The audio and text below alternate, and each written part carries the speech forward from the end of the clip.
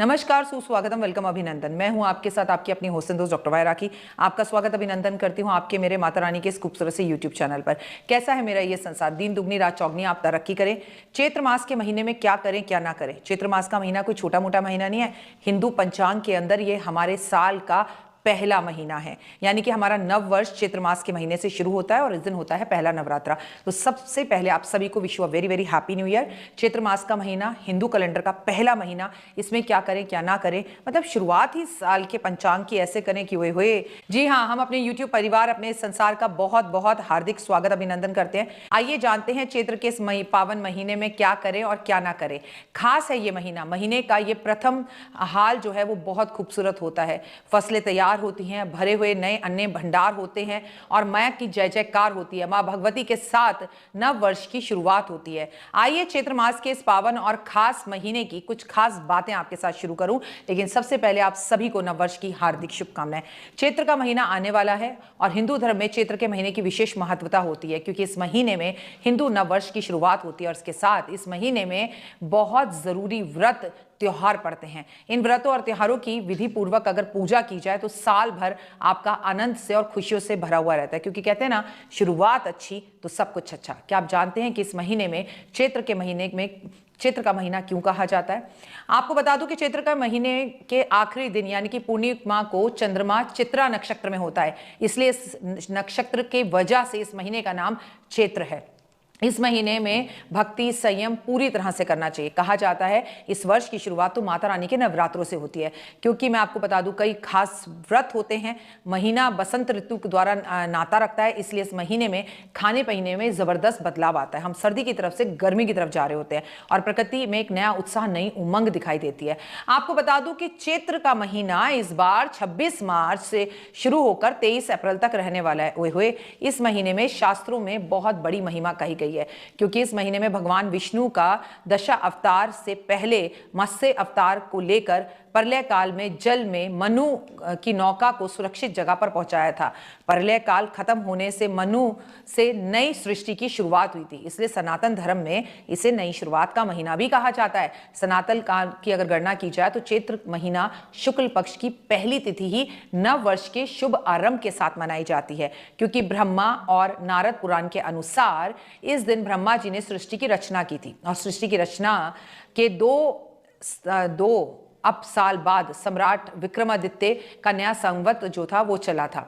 इस दिन की शुरुआत से सृष्टि बनी थी और ब्रह्मा जी ने इस पूरी सृष्टि को बनाने के लिए सबसे पहले सृष्टि में जो चीज डाली थी वो जौ डाले थे। इसीलिए हम माता रानी के जौ बीज के नव वर्ष की शुरुआत करते हैं। ब्रह्म पुराण की तिथि के अनुसार ऐसा कहा जाता है कि संवत की पूजा करने से विधित बताई गई है। तिथि, पर्व और ग्रंथ तैयार किए जाते हैं। निर्णय सिंधु के अनुसार ऐसा भी कहा जाता है, धर्म सिंधु के अनुसार इन तिथियों के को पूर्ण दही कहा गया है। कहा जाता है इन तिथियों पर अगर आप किसी भी नए चीज की शुरुआत करते हैं तो वो बहुत अच्छा रहता है। कहा जाता है कि इसी दिन से सतयुग की भी शुरुआत हुई थी।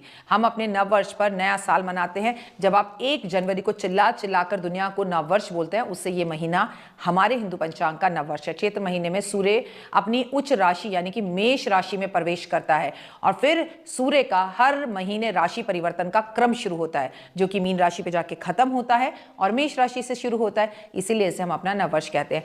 होली के अगले दिन चैत्र मास का महीना लग जाता है, लेकिन हिंदू नववर्ष के महीने के 15 दिन बीतने के बाद शुरू होता है। चैत्र मास के पहले 15 दिनों की गिनती नए साल में नहीं होती, क्योंकि इन दोनों चंद्रमाओं में अंधेरे यानी कि अमावस्या की तरफ बढ़ता है। इन 15 दिनों में चंद्रमा लगातार घटता है और अंधेरा बढ़ता है। सनातन धर्म में कहा जाता है तमसो मां ज्योति गमे, अंधेरे से उजाले की तरफ जाने को ही नव वर्ष कहा जाता है। इसीलिए मैं आपको अभी से फिर से कहती हूँ कि चैत्र मास का महीना आपके और हमारे जीवन में बहुत महत्व रखता है। एक अलग ही रौनक होती है इस महीने में। एक तो हम चारों तरफ से खिलखिलाती प्रकृति का आनंद लेते हैं। चारों तरफ से मौसम बड़ा खूबसूरत होता है, प्यारे प्यारे फूल खिलते हैं, प्रकृति अपने अलग रूप में नजर आती है। इस महीने में हिंदू नव वर्ष की शुरुआत होती है और ओए होए मेरी माता रानी नव दुर्गा से जिस वर्ष की शुरुआत हो, जब हर वर्ष की शुरुआत हो तो सेहत की दृष्टि से बहुत खास हो जाता है। इसीलिए नव वर्ष की शुरुआत हम हिंदू व्रत रखकर करते हैं, शराब पीकर नहीं करते हैं या पार्टियां कर नहीं करते हैं। ये है मेरा हिंदू सनातन धर्म। तो आपको चैत्र मास में क्या करना चाहिए, सबसे पहले ये जान लेते हैं कि चैत्र मास में क्या नहीं करना चाहिए। स्वास्थ्य के हिसाब से, आयुर्वेद के हिसाब से इस महीने में आपको बहुत अपना ध्यान रखना चाहिए, क्योंकि हमारे आयुर्वेद में स्वास्थ्य में को देखते हुए बहुत सारे नुस्खे बताए गए हैं। इसलिए प्रत्येक मास में क्या खाना चाहिए, क्या नहीं खाना चाहिए, इस बात का जिक्र हमारा आयुर्वेद करता है। तो चैत्र मास के बारे में कहा जाता है कि इस महीने में दूध का सेवन कम करना चाहिए, क्योंकि चैत्र मास में पेट का पाचक थोड़ा सा कमजोर होता है। अगर आप इस महीने में दूध का सेवन करते हैं ज्यादा तो नुकसान देता है, थोड़ा बहुत तो चलता है, लेकिन देखिए अब बच्चे तो दूध के बिना नहीं रह पाएंगे। तो आप बच्चों को सीधा सफेद दूध ना देकर हल्दी का दूध हल्का सा, केसर का दूध हल्का सा, या उसमें कोई बॉर्नविटा वगैरह मिलाकर दे सकते हैं, जो आप अपने आप घर में बनाएं, बाजारी ना हो। इस टाइम पर आपको पेट से जुड़ी समस्या रहती है, पेट गड़बड़ रहता है, आप अच्छे रहता है, इसलिए दूध दही से बनी हुई चीज़ों को थोड़ा अवॉइड करना चाहिए। हो सकता है इस महीने में नमक का सेवन कम से कम करें।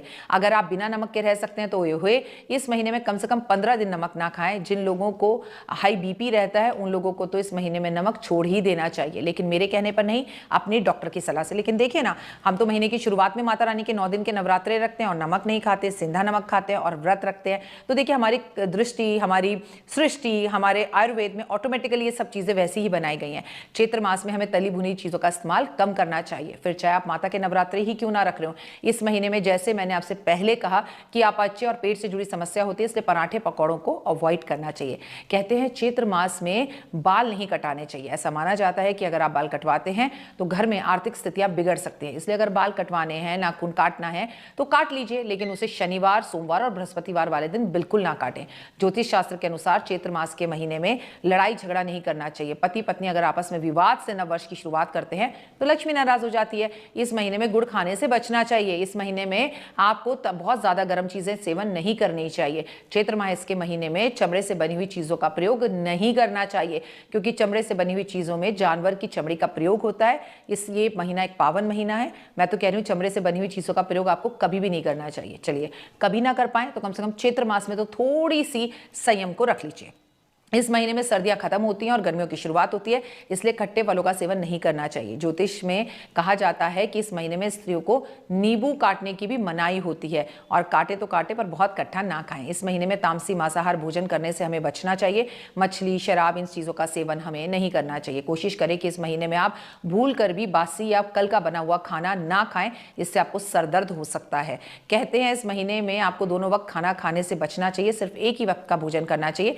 इसीलिए शायद इस साल की शुरुआत माता के नवरात्रों से होती है। सूर्य उदय से पहले उठना चाहिए और कोशिश करनी चाहिए कि सूर्य उदय से पहले उठकर आप स्नान दान आदि कर भगवान का नाम स्मरण जरूर करें और महादेव पर जल भी अर्पण करें। अब बारी आती है कि आपको चैत्र के महीने में क्या करना चाहिए। तो आपको पूजा, अनुष्ठान, धार्मिक दृष्टि से ये महीना, चैत्र का महीना माता रानी का महीना है। सूर्य देव की पूजा जरूर करें और करनी भी है। यश, मान, सम्मान, प्रतिष्ठा चाहिए तो सूर्य देव इस साल के राजा और मंत्री हैं। चैत्र के महीने में आपको नियमित रूप से पेड़ पौधों की सेवा करनी चाहिए और फल ज्यादा खाने चाहिए। ज्योतिष दृष्टि से हरे पड़े पेड़ पौधों की सेवा करने से आपका बुध ग्रह अच्छा होता है और आपको कुदरत का आशीर्वाद मिलता है।